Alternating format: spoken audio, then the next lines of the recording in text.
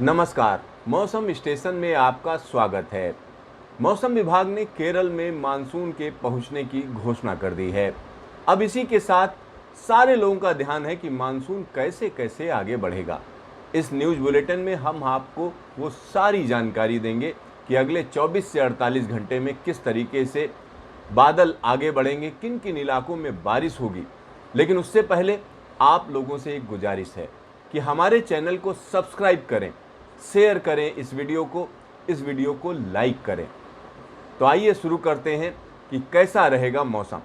चलिए, तो यहाँ सबसे पहले हम आपको दिखाते हैं कि इस समय की स्थिति क्या है। इस समय आप इस एनिमेशन में देख सकते हैं कि बादल कैसा उमड़ घुमड़ रहे हैं। पूरे देश की अगर हम बात करें तो उत्तर पश्चिम भारत में जम्मू कश्मीर के आसपास एक्टिविटी है, साथ ही साथ दक्षिण भारत में आप एक्टिविटी देख सकते हैं, राजस्थान में एक्टिविटी देख सकते हैं, मध्य प्रदेश में एक्टिविटी आप देख सकते हैं, छत्तीसगढ़ में एक्टिविटी देख सकते हैं, आंध्र प्रदेश, तेलंगाना और महाराष्ट्र में एक्टिविटी देख सकते हैं।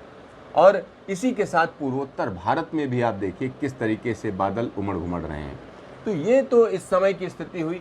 लेकिन अगर हम सैटेलाइट इमेजरी, ताज़ा सैटेलाइट इमेजरी में देखें कि किस तरीके से क्लाउड कवर कहाँ कहाँ पर है, तो यहाँ बड़ी आसानी से समझा जा सकता है कि केरल में क्लाउड कवर है कई जगहों पर। साथ ही साथ यहाँ की अगर हम बात करें तो गोवा और महाराष्ट्र के साथ साथ कर्नाटक के इलाकों में हम कह सकते हैं बड़े इलाके में बादल छाए हुए हैं। और यहाँ पर अगर हम देखें तो उड़ीसा में क्लाउड एक्टिविटी है, साथ ही साथ छत्तीसगढ़ में क्लाउड एक्टिविटी है, और इसी के साथ पूर्वी राजस्थान के ऊपर बादलों की धमाचौकड़ी है। और पश्चिमी राजस्थान की, यानी मध्य प्रदेश की बात करें तो वहाँ पर भी बादलों की एक्टिविटी है, साथ ही साथ पूर्वी राजस्थान में एक्टिविटी देखी जा सकती है। तो ये इस समय की स्थिति है। अगर हम ये देखें कि किस तरीके से यहाँ इस समय बिजली कड़क रही है, यानी पिछले आधे घंटे की ये लाइटनिंग है, तो इस लाइटनिंग से आप समझ सकते हैं कि कहाँ कहाँ पर एक्टिविटी चल रही है। तो यहाँ जम्मू कश्मीर में एक्टिविटी है, साथ ही साथ ये देखिए एक बड़े इलाके में एक्टिविटी है। और अगर हम दक्षिण भारत की बात करें तो यहाँ निश्चित तौर पर कहा जा सकता है केरल, और केरल के साथ ही साथ तमिलनाडु के वे इलाके जो केरल से लगे हुए हैं, और कर्नाटक के एक बड़े इलाके में लगातार बिजली कड़क रही है और कई जगहों पर बारिश हो रही है। अगर हम छत्तीसगढ़ की बात करें तो छत्तीसगढ़ के मध्य वाले हिस्से में आप यहाँ पर देख सकते हैं बिजली कड़क रही है, यानी कड़क के साथ यहाँ पर बारिश हो रही है। तो ये एक हम कह सकते हैं कि अच्छा डेवलपमेंट है, ख़ासतौर पर छत्तीसगढ़ के लिए। और इसके अलावा अगर हम देखें तो पूर्वोत्तर भारत में बहुत ज़्यादा एक्टिविटी नज़र नहीं आ रही है इस वक्त। तो ये तो बात हो गई कि इस समय बिजली कहाँ कड़क रही है, बादल कहाँ पर हैं, किस तरीके की एक्टिविटी है। चलिए, अब हम आपको बताते हैं अगले 24 से 48 घंटे में क्या होने जा रहा है, किन किन इलाकों में बारिश होने जा रही है। यानी हम बात कर रहे हैं 4 जून और 5 जून के मौसम की। तो अगर इसकी बात करें तो मौसम विभाग का जो बुलेटिन है उसको हम आपको दिखाएंगे कि किस तरीके की भविष्यवाणी की जा रही है। तो चलिए, यहाँ पर हम शुरुआत करते हैं कि क्या स्थिति है।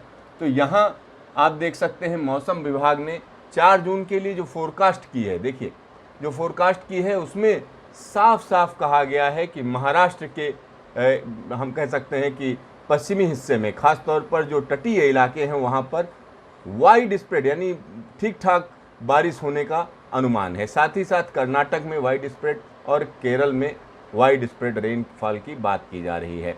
इसके अलावा अगर हम देखें तो तेलंगाना में फेयरली वाइड स्प्रेड, और साथ ही साथ इंटीरियर कर्नाटक में फेयरली वाइड स्प्रेड, और आंध्र प्रदेश में फेयरली वाइड स्प्रेड रेनफॉल की बात की जा रही है। तमिलनाडु में भी वही स्थिति है।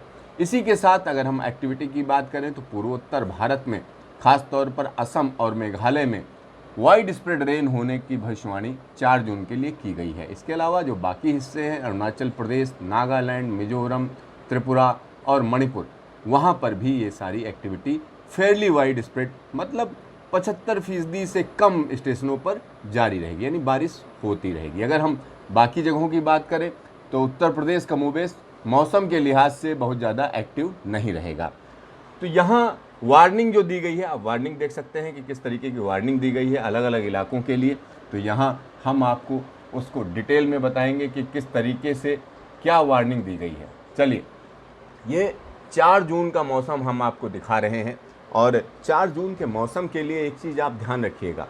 जिन इलाकों की बात की जा रही है, भारत एक बड़ा देश है, यानी इसके क्षेत्रफल की अगर हम बात करें तो तकरीबन 32 लाख स्क्वायर किलोमीटर का क्षेत्रफल है, यानी एक बड़ा देश है। तो इसमें जो अलग अलग कैटेगरी हैं या सब डिवीज़न वाइज मौसम विभाग ने इसको बांट रखा है, उसके हिसाब से मौसम विभाग एक जानकारी देता है कि इस इलाके में ये होने जा रहा है। तो कई बार ऐसा होता है, लोगों लगता है जम्मू कश्मीर में होने जा रहा है तो सब जगह होना चाहिए, ऐसा नहीं होता है। तो यहाँ पर जो भविष्यवाणी है या हम कह सकते हैं जो पूर्वानुमान है, वो इलाके विशेष के लिए हैं। उसमें कुछ जगहों पर होगा, कुछ जगहों पर हो सकता है कि मौसम साफ रहे, इस तरीके की स्थिति रहती है। तो चलिए यहाँ पर शुरुआत करते हैं। तो यहाँ सबसे पहले भारत का जो मुकुट है, हम कह सकते हैं जम्मू एंड कश्मीर और लद्दाख, इन इलाकों की अगर हम बात करें तो थंडर स्टॉर्म और लाइटनिंग यहाँ पर होती रहेगी। यहाँ पर ये मत समझिए पॉलिटिकल बाउंड्रीज की यहाँ पर बात नहीं हो रही है, सब डिवीज़न की बात हो रही है, जो मौसम विभाग ने अलग अलग इलाकों को अपने हिसाब से बांटा हुआ है। तो जम्मू कश्मीर एंड लद्दाख में ख़ास तौर पर जम्मू और कश्मीर में हम कह सकते हैं लाइटनिंग के साथ बारिश हो सकती है। फिर हिमाचल प्रदेश की बात करें तो 4 जून को यहाँ पर जो निचले इलाके हैं, ख़ासतौर पर ऊंचाई वाले इलाकों की यहाँ पर बात नहीं हो रही है, तो वहाँ पर हम कह सकते हैं कि लाइटनिंग के साथ बारिश होने की संभावना है। उत्तराखंड में भी यही स्थिति है कि जो शिवालिक रेंज है या हम कह सकते हैं कि मध्य हिमालय से निचले वाले इलाके हैं, वहाँ पर बारिश की संभावना है कई जगहों पर। फिर उसके बाद पंजाब, हरियाणा, दिल्ली की अगर हम बात करते हैं तो पंजाब, हरियाणा, दिल्ली में ऐसा नहीं है कि यहाँ कोई बहुत ज़्यादा एक्टिविटी हो, लिहाजा ये ग्रीन इलाके दिखाए गए। ये गंगा यमुना का हम कह सकते हैं मैदान बोला जाता है पूरा का पूरा। पंजाब तो 5 नदियों की बात होती है, हरियाणा, दिल्ली और उसके बाद पश्चिमी उत्तर प्रदेश, पूर्वी उत्तर प्रदेश, बिहार, झारखंड और पश्चिम बंगाल। यहाँ पर अगर हम बड़े तरीके से यानी ब्रॉडर पर्सपेक्टिव में लें तो यहाँ बहुत ज़्यादा एक्टिविटी नहीं है, लेकिन इसका मतलब ये कतई नहीं है कि इन इलाकों में बारिश बिल्कुल नहीं होगी, ऐसा कहना ठीक नहीं होगा। इसी तरीके से चलिए हम असम और मेघालय की बात करते हैं। तो मौसम विभाग ने यहाँ हैवी रेन की चेतावनी दी है और हैवी रेन का मतलब ये हुआ कि 7 सेंटीमीटर से लेकर 13 सेंटीमीटर तक की बारिश 24 घंटे में अनुमान होता है। और अरुणाचल प्रदेश के लिए भी हैवी रेन की बात कही जा रही है 4 जून को।